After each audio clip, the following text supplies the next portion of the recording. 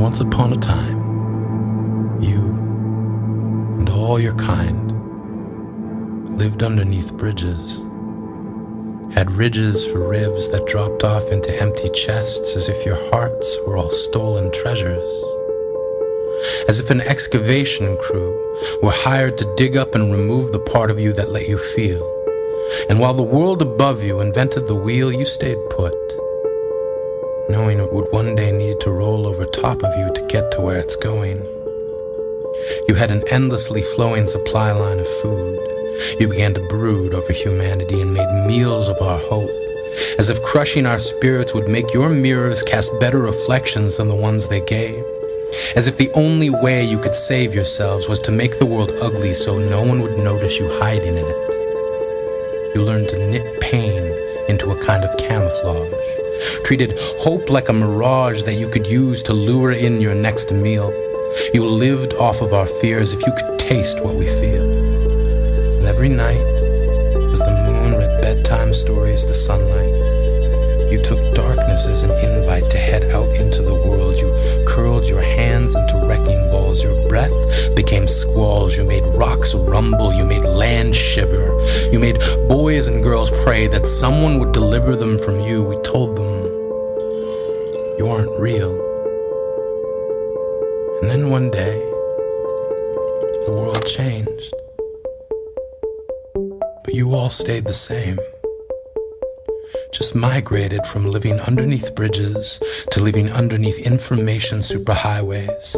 Days and nights became meaningless. Each already deepened chest became an abyss that no one would ever find the bottom of. Concepts like love fell into your gravity. We turned ourselves into life preservers, hoping to save as many as we could. But the fathers who stood guarding closet doors and the mothers who secured the floors underneath beds all shook their heads, not knowing how to deal with you. You, who crept into our lives with tongues like knives, stabbing your words into our skin. You began uploading yourselves into our homes. You had computer screens for eyes and software for bones. You turned your hate into stones and hurled them at beauty as if you couldn't bear to see anything other than ugly, anything different. You had fingernails like flint and scraped them along decency, hoping we would be the ones to all catch fire. You all had smiles like one-way barbed wire, not meant to keep us out, meant to keep us in. Voice like a firing pin, you spoke in explosions. It isn't cute. It isn't funny. You've talked strangers into death and laughed. And as each family learns to graft skin over the wounds you gave them, you hem yourselves into the scar. You have coaxed the sober back into bars, handed out cigars at memorials, offered nooses, cliffs, and pills to those who unfortunately found you before they found help.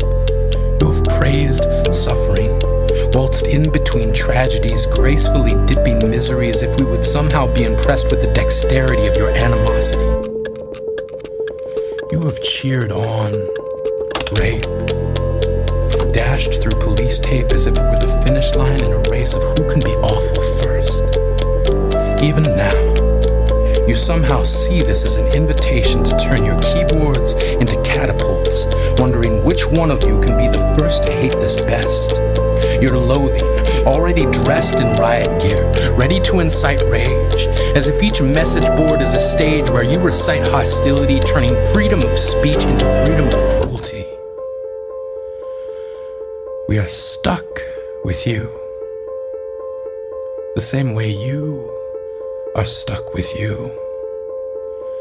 Your mind is glue and it keeps malice fastened there like cheap wallpaper. We were once upon a time told that none of you exist. We dismissed you as make-believe or myth. Now, armed only with resolve, we can no longer afford to tell ourselves that you aren't real. We will not let you make your dinners out of the things we feel.